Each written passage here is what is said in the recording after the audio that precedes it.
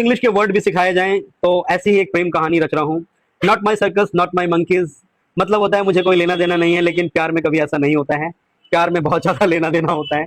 एक लड़का था, उसे हमेशा लगता था what's your poison, what's your poison, मतलब हर इंसान अपने दर्द में जी रहा है और उसे उसे कोई लेना देना नहीं है। लेकिन हकीकत यह है कि व्हाट्स योर पॉइजन का मतलब ये होता है कि तुम क्या पीना पसंद करोगे। ये इंग्लिश में इसका पर्टिकुलर मतलब होता है। वो बार बार खुद से कहता है not my circus not my monkeys, ये मेरा मसला नहीं है, ये मेरी दुनिया नहीं है। उसकी जिंदगी सिंपल थी, another day another dollar, another day another dollar, मतलब कि हर दिन वही काम वही चीज, यानी बस काम पैसा और थोड़ी सी थकान, काम पैसा और फिर थोड़ी सी थकान। लेकिन फिर एक दिन वो उससे मिला।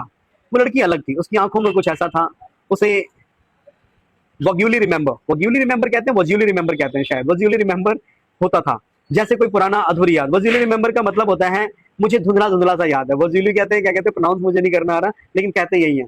तो जैसे कोई पुरानी अधूरी याद, वो उसके करीब आया, लेकिन उसने उसने शी शटली रिफ्यूज। शटली रिफ्यूज का मतलब होता है, अगर हम वैसे पढ़ेंगे तो SUBTLY, सब्टली रिफ्यूज, बट इसे सटली नहीं कहते, इसे शटली कहते हैं। शटली रिफ्यूज, धीरे से मना कर देना। उसने धीरे से मना कर दिया, लड़का अंदर से टूट गया, पर उसने खुद को समझाया you are just being paranoid, तू ज्यादा सोच रहा है, कुछ नहीं। मतलब पैरानॉइड का मतलब होता है ये सब तुम्हारा वहम है, मतलब ज्यादा सोचना, वहम को रखना, वहम पालना, दिस काइंड ऑफ थिंग। उसने अपने दिल में कहा don't paper over his fault, अपनी गलतियों को छुपा मत, सच का सामना कर।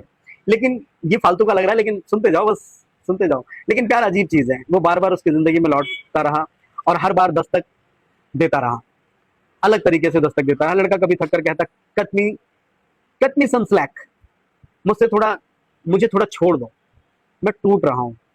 कट मी स्लैक, मतलब मुझे थोड़ा समय दो, समझ में आ रहा है, मुझे थोड़ा छोड़ दो, थोड़ा स्पेस दो। कभी वो खुद को कन्विंस करता इट्स जस्ट अ हंच, शायद ये सिर्फ एक एहसास है, सच्चाई नहीं। इट्स जस्ट अ हंच का मतलब होता है ये सिर्फ मेरा अंदाजा है, या एक एक्सपीरियंस कह सकते हो, शायद ये सिर्फ एक एहसास है, सच्चाई नहीं। लड़की कभी दूर हो जाती है, stay out of my business, मेरी जिंदगी से दूर रहो, stay out of my business, मुझसे दूर रहो। और वो कभी खुद कहता है डोंट पुश इट, अब और मत बढ़ाओ, और दर्द मत दो। लेकिन सच ये था, ये सिर्फ प्यार नहीं था, ये ट्रांसफॉर्मेशन था। तो एक्चुअली मैंने 10-12 वर्ड्स इसमें बताए थे जो इंग्लिश के वर्ड्स होते हैं, जो अक्सर हमें यूज करने चाहिए। तो मुझे कुछ स्पेसिफिक चीजें नहीं मिल रही थी, तो मैंने एक कहानी बना दी, वो भी रिफ्यूजल की।